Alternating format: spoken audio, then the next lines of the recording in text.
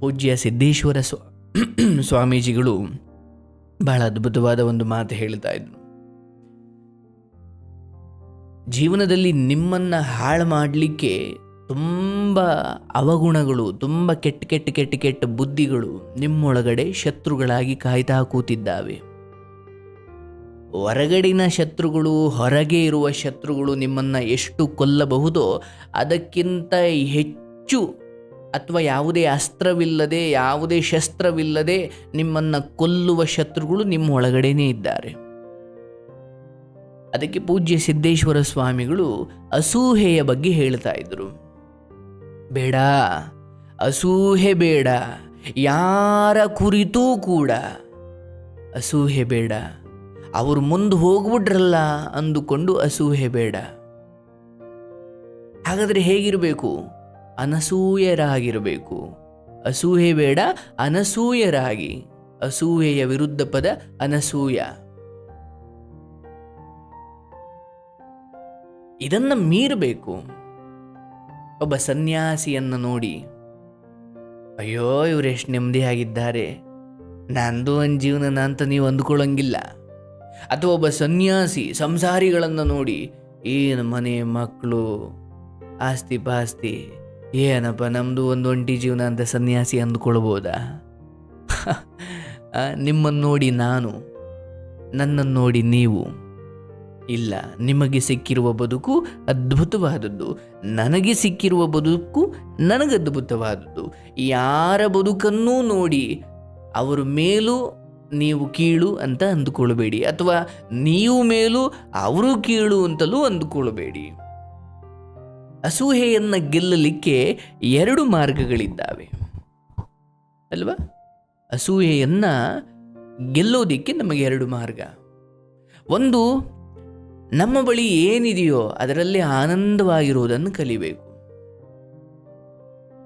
ನಿಮ್ಮ ಬಳಿ ಇರತಕ್ಕಂತಹ ಚೂರು ಆಸ್ತಿನೋ, ಒಂದು ಪುಟ್ಟ ಮನೆಯೋ, ಒಂದು ಪುಟ್ಟ ಕೆಲಸವೋ, ಅಥವಾ ಒಂದು ಪುಟ್ಟ ಸ್ಯಾಲರಿಯೋ, ಏನೋ ನಿಮ್ಮ ಜೀವನದಲ್ಲಿ ಬಂದಿರುವ ಹೆಂಡತಿ, ಮಕ್ಕಳು, ಬಂಧು ಬಳಗ, ಅಥವಾ ಸೈಕಲ್ಲೋ, ಬೈಕೋ, ಕಾರೋ ಏನೋ ಬಂದಿದೆಯಲ್ಲ, ಅದರಲ್ಲಿ ಮೊದಲು ಆನಂದವಾಗಿರುವುದನ್ನು ಕಲೀರಿ.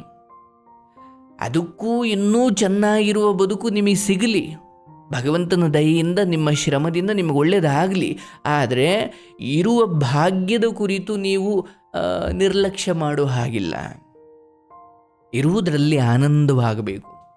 ಒಂದು ದಿವಸ ಮೃಷ್ಟಾನ್ನ ಭೋಜನ ಸಿಗ್ತಾ ಅದನ್ನು ಆನಂದವಾಗಿ ಸವಿಬೇಕು. ಯಾಕೋ ಒಂದು ದಿವಸ ಬರೀ ಸಪ್ಪೆ ಅಥವಾ ಮೊಸರನ್ನ, ಮಜ್ಜಿಗೆ ಅನ್ನ, ಏನೋ ಪರಿಸ್ಥಿತಿ ಅಂಬಲಿ ತಿನ್ನೋ ಸ್ಥಿತಿ ಬಂತ, ಅದನ್ನು ಆನಂದಿಸೋದನ್ನು ನಾವು ಕಲಿಬೇಕು. ನಮ್ಮ ನಾಲಿಗೆಯನ್ನು ನಾವು ಗೆಲ್ಲಬೇಕು. ಇಲ್ಲ ನನಗೆ ಇದೇ ಬೇಕು ಅಂತ ಹಠ ಇರಬಾರ್ದು. ಏನು ಸಿಗುತ್ತೋ ಅದು ಭಗವಂತನ ಪ್ರಸಾದ ಅಂತ ಸ್ವೀಕರಿಸುವುದನ್ನು ಕಲಿಬೇಕು. ಕೆಲವೊಮ್ಮೆ ಇದು ಬಹಳ ಕಷ್ಟ. ಯಾಕಂದರೆ ನಾವು ಮೊದಲಿಂದ ನಮ್ಮ ನಾಲಿಗೆಗೆ ಚಪಲವನ್ನು ರೂಢಿ ಮಾಡ್ಕೊಂಡು ಬಂದುಬಿಟ್ಟಿರ್ತೀವಿ. ಅದು ನಾಲಿಗೆ ಅಂತಲ್ಲ, ಬೇರೆ ಯಾವುದೇ ವಿಚಾರ ಆದರೂ ಅಷ್ಟೇ. ಇದೇ ಬೇಕು, ಇದಿಲ್ಲದೆ ಹೋದರೆ ನಾನು ಊಟ ಮಾಡಲ್ಲ, ಅಥವಾ ಇದೇ ನನಗೆ ಬೇಕು, ಇದೇ ವಿಚಾರಗಳು ನನಗೆ ಬೇಕು, ಅಥವಾ ಇದೇ ಅನ್ನ ಬೇಕು, ಇದೇ ಸಾಂಬಾರು ಬೇಕು, ಅಥವಾ ಇದೇ ಊಟ ಬೇಕು. ಇಲ್ಲ, ನನ್ನ ಜೀವನದಲ್ಲಿ ನಾನು ಊಟವನ್ನು ಯಾಕೆ ಮಾಡಬೇಕು ಅಂದರೆ ಹಸಿವಾಗಿದೆ, ಆ ಹಸಿವನ್ನು ನೀಗಿಸಿಕೊಳ್ಳಲಿಕ್ಕೆ ಅನ್ನಪೂರ್ಣೇಶ್ವರಿಯ ಅನುಗ್ರಹ ಬೇಕು. ಆದರೆ ತಿನ್ನುವ ಅನ್ನ ನನ್ನ ಹಸಿವನ್ನು ನೀಗಿಸಲಿಕ್ಕೆ ಹೊರತು ನನ್ನ ನಾಲಿಗೆಯ ಚಪಲಕ್ಕಲ್ಲ. ಊಟ ಹಸಿವಿನ ಕಾರಣಕ್ಕೆ, ಚಪಲಕ್ಕಲ್ಲ. ಯಾವ ಊಟ ಹಸಿವಿನ ಕಾರಣಕ್ಕಾಗಬೇಕಿತ್ತೋ ಅದು ಒಂದು ವೇಳೆ ಚಪಲವಾದರೆ ಆ ಊಟವೇ ವಿಷವಾಗುತ್ತೆ. ಯಾವುದಾದ್ರೂ ಅಷ್ಟೇ ಸ್ವಾಮಿ, ನನ್ನ ದೇಹದ ಕೆಲವು ಹಸಿವನ್ನು ಅಥವಾ ನನ್ನ ದೇಹದ ಹಸಿವನ್ನು ನೀಗಿಸಲಿಕ್ಕೆ ಊಟ ಮಾಡಿದೆ ಅಷ್ಟೇ, ಹೊಟ್ಟೆ ತುಂಬಬೇಕು ಊಟ ಮಾಡಿದೆ ಅಷ್ಟೇ. ಆದರೆ ನಾಲಿಗೆಯ ಚಾಪಲ್ಯಕ್ಕೆ ಅಂತ ಊಟ ಹಾಕ್ಬಿಟ್ರೆ ಆ ಊಟವೇ ವಿಷವಾಗಿಬಿಡುತ್ತೆ. ಯಾಕಂದರೆ ಚಪಲ ಅಂದ ತಕ್ಷಣ ಎಷ್ಟು ಬೇಕು ಅಷ್ಟು ತಿನ್ನಲ್ಲ. ಚಪಲ ಯಾವಾಗಲೂ ಹೆಚ್ಚು ಬೇಡುತ್ತೆ. ಆ ಹೆಚ್ಚು ಅದನ್ನು ಈಡೇರಿಸಿದಷ್ಟು ಅದು ಕಾಲಕ್ರಮೇಣ ಶಕ್ತಿಯಾಗಬೇಕಾದ ಊಟ ವಿಷವಾಗ್ತಾ ಹೋಗುತ್ತೆ. ಹಾಗಾಗಿ ದೊಡ್ಡವರು ಹೇಳುತ್ತಿದ್ದಾರೆ, ಇರುವುದರಲ್ಲಿ ಆನಂದ ಪಡಿ, ಇಲ್ಲದ್ದಕ್ಕೆ ಕೊರಗಬೇಡಿ ಅಲ್ವಾ? ಯಾವುದು ಇಲ್ಲವೋ ಅದಕ್ಕೋಸ್ಕರ ಕೊರಗಬಾರದು. ಬರುತ್ತೆ, ಅದಕ್ಕೊಂದು ಸಮಯ ಬರುತ್ತೆ, ಅದು ಆಗುತ್ತೆ. ಇಲ್ಲದ್ದಕ್ಕೆ ಕೊರಗುತ್ತಾ ಕೂತ್ಕೊಂಡ್ರೆ ಜೀವನ ಹಾಳಾಗ್ಬಿಡುತ್ತೆ. ಜೀವನ ಇರುವಷ್ಟು ಸಮಯ ನಿಮ್ಮನ್ನು ನೀವು ಎಷ್ಟು ಆನಂದವಾಗಿಟ್ಟುಕೊಂಡಿದ್ರಿ ಅದು ಬಹಳ ಮುಖ್ಯವೇ ಹೊರತು, ಎಂಥ ಮನೆಯಲ್ಲಿದ್ರಿ, ಎಂಥ ಕಾರಲ್ಲಿ ಓಡಾಡಿದ್ರಿ, ಎಂಥ ಬಟ್ಟೆ ಧರಿಸಿದ್ರಿ, ಏನಿದ್ರು ಏನಿಲ್ಲದೆ ಹೋದರೂ ಚಟ್ಟವೇ ಗಟ್ಟಿ ಕಡೆಗೆ ನಾಕಾಳು ಹೊತ್ಕೊಂಡು ಹೋಗ್ತಾ ಇರ್ತಾರೆ. ಅವನು ತುಂಬ ರೋಲ್ಸ್ ರಾಯ್ ಕಾರಲ್ಲಿ ಅಥವಾ ಲ್ಯಾಂಬೋರ್ಗಿನಿ ಕಾರಲ್ಲಿ ಓಡಾಡ್ದವನಪ್ಪ ಅಂತ ಅವನನ್ನು ಮನೆಯ ಫ್ರಿಡ್ಜಲ್ಲಿ ಇಡ್ತಾರೆ. ಇಲ್ಲ, ಎಲ್ಲರನ್ನು ತಗೊಂಡು ಮಣ್ಣಿಗೆ ಹಾಕ್ತಾರೆ. ಹಾಗಂತ ಸಿರಿವಂತಿಕೆಯ ಜೀವನವನ್ನು ಬದುಕಬಾರ್ದ?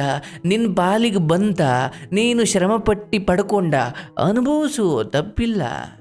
ಆದರೆ ಸಿಗಲಿಲ್ವಾ, ದುಃಖ ಪಡಬೇಡ. ಈಗ ನಿನ್ನ ಮನೆಯ ದೀಪ ಅಥವಾ ಹಣತೆ ಮಣ್ಣಿನಿಂದ ಮಾಡಿದ್ದು. ನಿನ್ನ ಮನೆಯಲ್ಲಿರುವ ದೀಪ ಮಣ್ಣಿನ ದೀಪ. ಅದೇ ರಾಜನ ಮನೆಯಲ್ಲಿರುವ ಅರಮನೆಯಲ್ಲಿರುವ ದೀಪ ಚಿನ್ನದ ದೀಪ. ಅವನದು ಚಿನ್ನದ ದೀಪ, ನಿಮ್ಮದು ಮಣ್ಣಿನ ದೀಪ. ಆದರೆ ಎರಡೂ ದೀಪಗಳಿಂದ ಬರುವ ಬೆಳಕು ಒಂದೇ ಅಲ್ಲವೇ? ಇಷ್ಟೇ ಜೀವನ. ಅವನದು ಚಿನ್ನದ ದೀಪವಾಗಿರೋ ಅಥವಾ ಚಿನ್ನದ ಹಣತೆ ಆಗಿರ್ಬೋದು, ನಿಮ್ಮದು ಮಣ್ಣಿನ ಹಣತೆ ಆಗಿರ್ಬೋದು. ಆದರೆ ಕತ್ತಲನ್ನು ದೂರ ಮಾಡುವ ಬೆಳಕಿನಲ್ಲಿ ಯಾವ ತಾರತಮ್ಯವೂ ಇಲ್ಲ. ಬಡವನ ಮನೆಯ ದೀಪದ ಬೆಳಕು ಹೇಗೋ ಸಿರಿವಂತನ ಮನೆಯ ದೀಪದ ಬೆಳಕು ಹಾಗೆ. ಅದರಲ್ಲಿ ಯಾವ ವ್ಯತ್ಯಾಸವೂ ಇಲ್ಲ. ಆದರೆ ದೀಪ ಸ್ವಲ್ಪ ಬಂಗಾರದ್ದು, ಮಣ್ಣಿಂದಿರ್ಬೋದು ಅಷ್ಟೆ. ಅಥವಾ ಹಣತೆ ಇರುತ್ತಲ್ಲ, ಅದು ಬಡವನ ಮನೆಯದ್ದು ಮಣ್ಣಿನ ಹಣತೆ, ಸಿರಿವಂತನ ಮನೆಯದ್ದು ಚಿನ್ನದ ಹಣತೆ. ಆದರೆ ಆ ಹಣತೆಯಲ್ಲಿ ಬಂದ ದೀಪದ ಬೆಳಕು ಒಂದೇ ಆಗಿತ್ತು. ಅದರಲ್ಲಿ ಯಾವ ತಾರತಮ್ಯವೂ ಇಲ್ಲ. ಸಿರಿವಂತನ ಮನೆಯ ದೀಪದ ಬೆಳಕು ಚಿನ್ನದ ಇಲ್ಲ, ಅದು ಸಾಮಾನ್ಯವಾದದ್ದೇ. ಅದೂ ಕತ್ತಲನ್ನು ದೂರ ಮಾಡುತ್ತೆ. ಬಡವನ ಮನೆಯ ಬೆಳಕು ಕೂಡ ಕತ್ತಲನ್ನು ದೂರ ಮಾಡುತ್ತೆ. ಇದರಲ್ಲಿ ಯಾವ ತಾರತಮ್ಯವೂ ಇಲ್ಲ. ಹಾಗಾದರೆ ಯಾವುದು ಕೊರಗುತ್ತೀಯೋ? ದೊಡ್ಡವರು ಹೇಳ್ತಿರೋ ಮಾತು, ಯಾಕೆ ಕೊರಗುತ್ತೀಯಪ್ಪ? ಅವನು ಹಾಗೆ ಚಿನ್ನದ ದೀಪ ಹಚ್ಚಿರ್ಬೋದು, ನಿನ್ನದು ಮಣ್ಣಿನ ದೀಪ ಇರ್ಬೋದು, ಆದರೆ ಬೆಳಕು ಒಂದೇ. ಹಾಗೆ ಅವನು ಬಂಗಾರದ ಪಾತ್ರೆಯಲ್ಲಿ ಅನ್ನ ಬೇಯಿಸಿರ್ಬೋದು, ನೀನು ಮಡಕೆಯಲ್ಲಿ ಅನ್ನ ಬೇಯಿಸಿರ್ಬೋದು. ಆದರೆ ಬಂಗಾರದ ಪಾತ್ರೆಯಾಗಲಿ ಮಡಕೆಯಾಗಲಿ ಅದರಲ್ಲಿ ಬೆಂದ ಅನ್ನ ಇಬ್ಬರ ಹಸಿವನ್ನೂ ನೀಗಿಸುತ್ತೆ. ಅಡುಗೆ ಮನೆಯಲ್ಲಿ ಎಂಥ ಚಿನ್ನದ ಪಾತ್ರೆಯಲ್ಲಿ ಮಾಡಿದ್ರೂ ಚಿನ್ನದ ಪಾತ್ರೆ ತಿನ್ನಲಿಕ್ಕಾಗಲ್ಲ, ಬೆಂದ ಅನ್ನವನ್ನೇ ತಿನ್ನಬೇಕು. ಅದು ರಾಜನಾಗಲಿ, ಧನಿಕನಾಗಲಿ, ಬಡವನಾಗಲಿ, ದರಿದ್ರನಾಗಲಿ. ಅಂದರೆ ಪ್ರಕೃತಿ ತಾರತಮ್ಯವನ್ನೇ ಮಾಡಿಲ್ಲ. ಭಗವಂತನ ಸೃಷ್ಟಿಯಲ್ಲಿ ಯಾವ ತಾರತಮ್ಯವೂ ಇಲ್ಲ. ಸಿರಿವಂತನು ಅನ್ನನೇ ತಿನ್ನಬೇಕು, ಬಡವನು ಅನ್ನನೇ ತಿನ್ನಬೇಕು.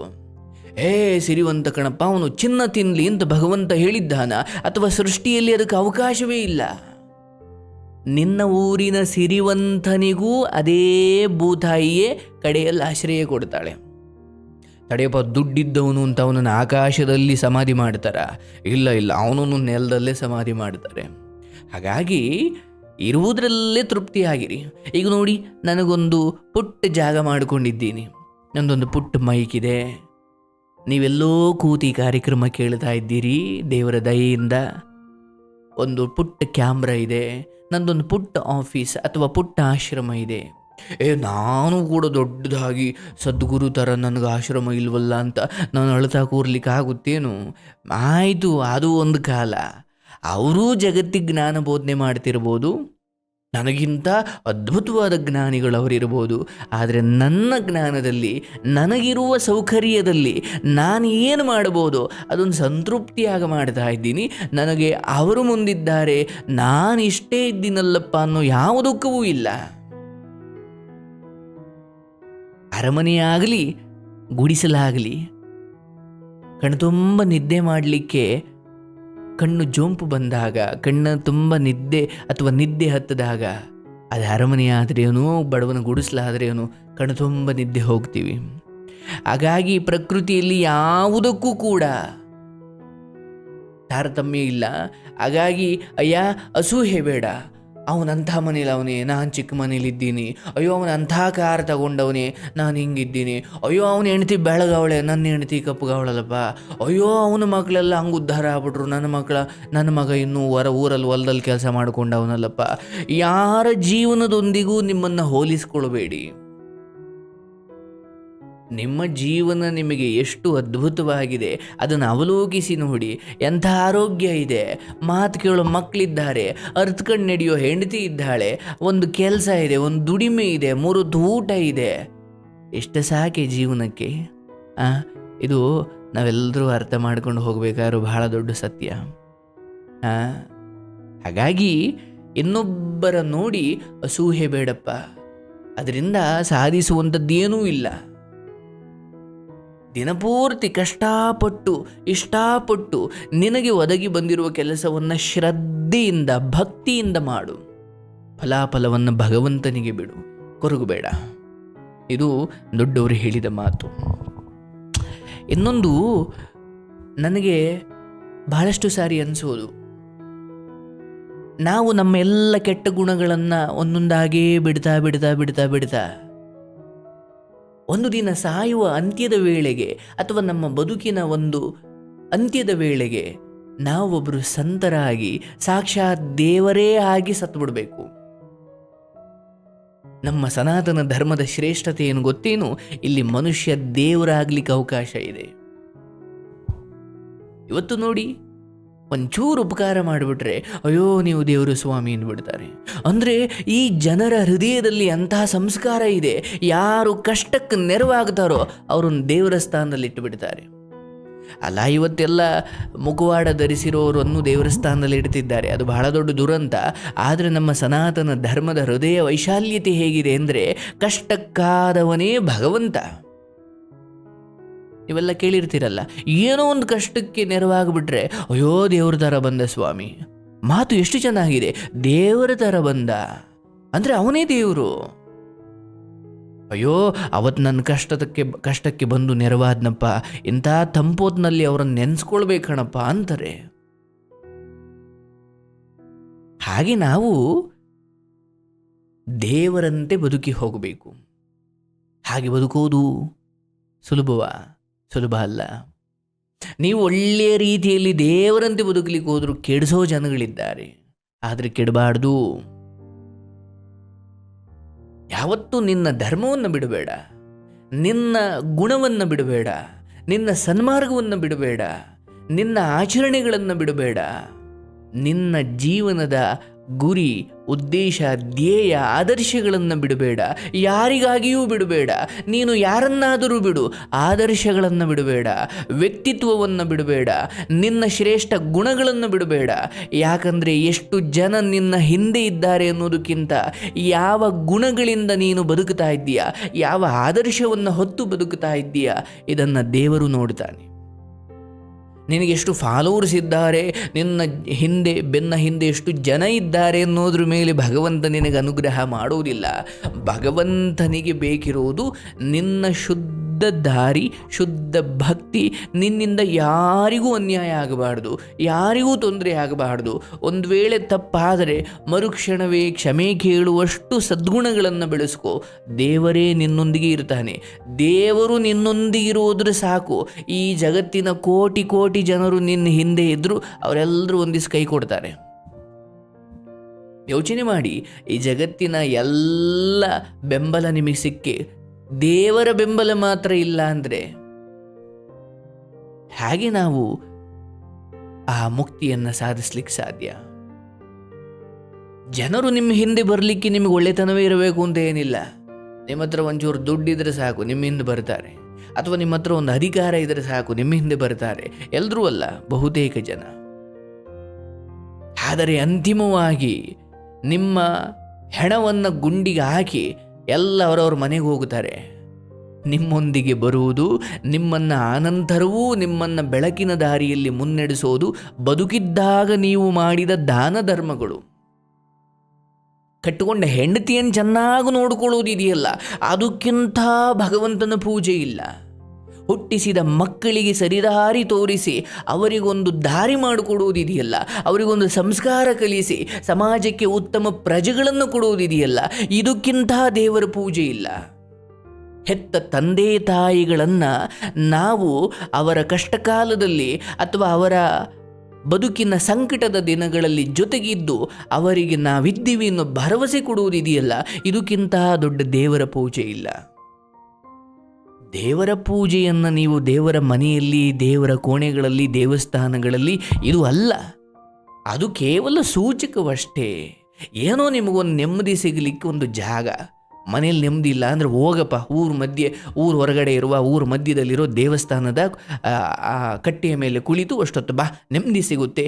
ಈ ಕಾರಣಕ್ಕೆ ದೇವಸ್ಥಾನಗಳನ್ನು ಅಂದರೆ ಸಂಸಾರದಲ್ಲಿ ನೆಮ್ಮದಿ ಇಲ್ಲ ಅಂದರೆ ದೇವಸ್ಥಾನಕ್ಕೆ ಬಂದು ಸ್ವಲ್ಪ ಕಾಲ ಸನ್ಯಾಸಿ ಹಾಗೂ ಅನ್ಲಿಕ್ಕೆ ದೇವಸ್ಥಾನಗಳನ್ನು ಕಟ್ಟಿದ್ದಾರೆ. ಆದರೆ ನಿಜವಾದ ಪೂಜೆ ಏನು? ನಿಮ್ಮ ಪಾಲಿಗೆ ಬಂದ ಜವಾಬ್ದಾರಿಗಳನ್ನು ಸರಿಯಾಗಿ ನಿಭಾಯಿಸುವುದೇ ದೇವರ ಪೂಜೆ. ಅಲ್ಲಿ ಗಂಧದ ಕಡ್ಡಿ ಬೇಡ, ಕರ್ಪೂರ ಬೇಡ, ಅಲ್ಲಿ ತೆಂಗಿನಕಾಯಿ ಬೇಡ, ಅಲ್ಲಿ ಯಾವ ಊದುಗಡ್ಡಿಯೂ ಬೇಡ, ಏನೂ ಬೇಡ. ನಿಮ್ಮ ಪಾಲಿನ ಜವಾಬ್ದಾರಿಗಳು. ದೇಶದ ಸಲುವಾಗಿ ನಿಮ್ಮ ಜವಾಬ್ದಾರಿ ಏನು? ಒಂದು ಗ್ರಾಮದ ಸಲುವಾಗಿ ನೀವೊಬ್ಬ ಗ್ರಾಮಸ್ಥನಾಗಿ ನಿಮ್ಮ ಜವಾಬ್ದಾರಿ ಏನು? ಮನೆಯ ಯಜಮಾನನಾಗಿ, ಮನೆಯ ಮಗನಾಗಿ, ಅಥವಾ ಆ ಹೆಣ್ಣಿಗೆ ಗಂಡನಾಗಿ, ಗಂಡನಿಗೆ ಹೆಂಡತಿಯಾಗಿ, ಅತ್ತೆ ಮಾವನಿಗೆ ಸೊಸೆಯಾಗಿ, ಎತ್ತವರಿಗೆ ಮಗನಾಗಿ ನನ್ನ ಜವಾಬ್ದಾರಿ ಏನು? ಇವೆಲ್ಲವನ್ನು ಅರಿತುಕೊಂಡು ಪರಿಸ್ಥಿತಿಗೆ ತಕ್ಕಂತೆ ಎಲ್ಲರೊಳಗೊಂದಾಗಿ ಬದುಕುವುದೇ ಭಗವಂತನ ಪೂಜೆ. ಇಷ್ಟು ಮಾಡಬೇಕು, ಇದನ್ನು ಮಾಡಿದ್ರೆ ಸಾಕು, ಭಗವಂತ ನಿನ್ನ ಹಿಂದೆ ಇರ್ತಾನೆ ಸ್ವಾಮಿ. ನೀವು ಯಾವ ಕಾಶಿಗೂ ಹೋಗೋದು ಬೇಡ, ಯಾವ ಪೂಜೆ ಪುನಸ್ಕಾರವೂ ಮಾಡುವುದು ಬೇಡ. ಆದರೆ ಎಲ್ಲರ ನಡುವೆ ಇದ್ದಾಗಲೂ ಭಗವಂತನ ಸ್ತುತಿಯನ್ನು ನೀನು ಬಿಡುವ ಹಾಗಿಲ್ಲ.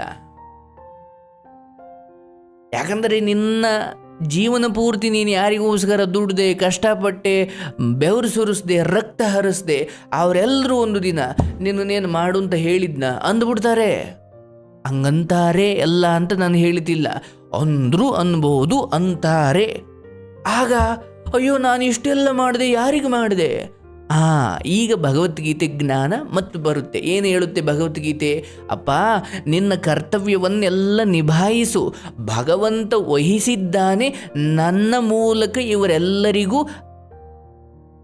ಮೂಲಕ ಉಪಕಾರ ಮಾಡಿಸ್ತಿದ್ದಾನೆ ಹೊರತು ನಾನು 8 ಮಕ್ಕಳನ್ನು ನೋಡ್ಕೊಳ್ತಿದ್ದೀನಿ, ನಾನು ಊರಿನ ಯಜಮಾನ, ನಾನು ನನ್ನ ಮಕ್ಕಳನ್ನು ಉದ್ಧಾರ ಮಾಡ್ತೀನಿ, ನಾನು ಅನ್ನೋದು ಬೇಡ. ಇದೆಲ್ಲ ನನ್ನ ಕರ್ತವ್ಯ, ಭಗವಂತ ನನಗೆ ವಹಿಸಿದ್ದಾನೆ, ಮಾಡ್ತಿದ್ದೀನಿ. ಒಂದು ದಿವಸ ಬಾರಪ್ಪ ಅಂತ ಸದ್ದಿಲ್ದಂಗೆ ಕರ್ಕೊಂಡು ಹೋಗ್ಬಿಡ್ತಾನೆ. ಅವಾಗೆಲ್ಲ ಇವರು ಅನಾಥರಾಗ್ತಾರ? ಇಲ್ಲ, ಅವ್ರಿಗೇನೋ ಬೇರೆ ದಾರಿ ಮಾಡಿರ್ತಾನೆ. ಹಾಗಾಗಿ ಅಯ್ಯೋ ನಾನು ಹೋದ್ಮೇಲೆ ನಮ್ಮ ಮಕ್ಳ ಕಥೆ ಏನು, ಅಯ್ಯೋ ನಾನು ಹೋದ್ಮೇಲೆ ನನ್ನ ಹೆಂಡ್ರ ಕಥೆ ಏನು, ಅಯ್ಯೋ ನಾನು ಹೋದ್ಮೇಲೆ ನಮ್ಮ ಗಂಡನ ಕಥೆ ಏನು, ಅಯ್ಯೋ ನಾನು ಹೋದ್ಮೇಲೆ ನಮ್ಮ ಮನೆ ಕಥೆ ಏನು. ಕೊರಗಬೇಡಿ. ಯಾವ ಜವಾಬ್ದಾರಿಯನ್ನು ಮನೆಯದನ್ನು ಹೊತ್ಕೊಂಡು ಹೋಯ್ತಾ ಇದ್ದೀರೋ ಅದನ್ನು ಒರೆಸಿರೋದೇ ಭಗವಂತ. ಅದರಿಂದ ನಿಮ್ಮನ್ನು ಕಿತ್ತುಕೊಂಡು ನಿಮಗೆ ಸಾವು ಕೊಟ್ಟ ಅಂದರೆ ಮತ್ತೇನೋ ಒಂದು ವ್ಯವಸ್ಥೆ ಮಾಡಿದ್ದಾನೆ ಅಂತ ಅರ್ಥ. ಹಾಗಾಗಿ ಯಾವುದಕ್ಕೂ ಕೊರಗಬೇಡಿ, ಅವನು ಕೊಟ್ಟಿದ್ದಾನೆ, ನಿಭಾಯಿಸ್ತಾ ಇದ್ದೀನಿ. ನೋಡಿ ಒಳಜ್ಞಾನ ಹೆಂಗಿದೆ. ನಾವೆಲ್ಲ ಭಾರ ಹೊತ್ಕೊಂಡ್ಬಿಟ್ಟಿದ್ದೀವಿ. ಅಯ್ಯೋ ನಾನಿಲ್ಲದೆ ಹೋದರೆ ಏನಾಗ್ಬಿಡುತ್ತೆ, ಅಯ್ಯೋ ಹಂಗೆ ಹಿಂಗೆ, ಎಲ್ಲ ಭಾರವನ್ನು ಮೈ ಮೇಲೆ ಹೊತ್ತುಕೊಂಡು ಬದುಕ್ತಾ ಇದ್ದೀವಿ. ಆದರೆ ಭಗವಂತ ಹೇಳ್ತಾನೆ, ಯಾವುದನ್ನು ಹೊತ್ತುಕೊಳ್ಬೇಡಪ್ಪ, ಇದೆಲ್ಲವೂ ಭಗವಂತನ ಪೂಜೆ ಎಂದುಕೊಂಡು ಬದುಕು, ಆಗ ಜೀವನ ಚಂದ ಅಂತ.